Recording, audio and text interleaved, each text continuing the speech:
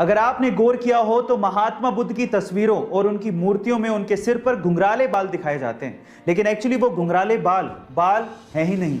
हो गए ना हैरान? गाइस, पुरानी मान्यताओं के हिसाब से बुद्ध भिक्षुओं को उनके तन की पवित्रता को बनाए रखने के लिए मुंडन करवाना पड़ता है। तो गौतम बुद्ध ने भी अपने सिर का मुंडन करवाया था, यानी कि उनके सिर पे बाल थे ही नहीं।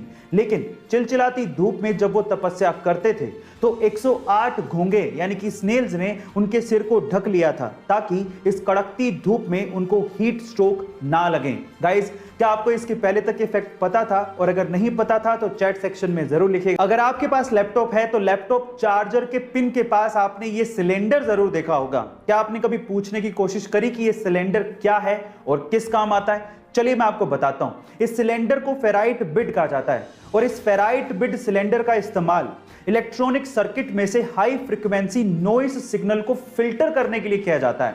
गाइस, फेराइट एक सेरेमिक मिक्सचर है जिसको आयरन थर्ड ऑक्साइड और कुछ मेटल्स को मिक्स करके बनाया जाता है।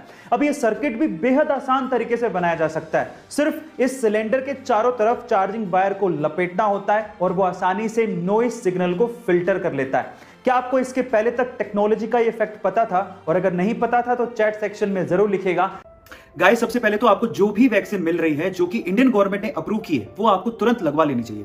इनफैक्ट अगर आप स्वस्थ हो या फिर सीवियर कंडीशन से गुजर रहे हो, दोनों केसेस में ये आपको इन्फेक्शन से प्रिवेंट करेगी। स्पेशली अगर लॉन्ग टर्म की बात की जाए तो आपको इससे होने वाली डेथ से तो बचा ही लेगी। स्पेशली वो लोग जो कि एल्डर्स हैं या फिर वो लोग जिनको इनके अलावा भी कोई बीमारी है, उनको वैक्सीनेशन जरूर करवाना चाहिए। तो अगर आपको वैक्सीन लगवानी है तो इसके लिए आपको कोविन पोर्टल www.cowin.gov.in पे रजिस्ट्रेशन करवाना पड़ेगा। याद रखिएगा कि रजिस्ट्रेशन के टाइम पे आपको कोई ना कोई आईडी जैसे कि Aadhaar card, voter ID, driving licence, PAN card या डिस्क्रिप्शन बॉक्स में दी गई किसी भी आईडी को अपने साथ रखना होगा। रजिस्ट्रेशन के टाइम पे आपको ये प्रोवाइड करनी पड़ेगी।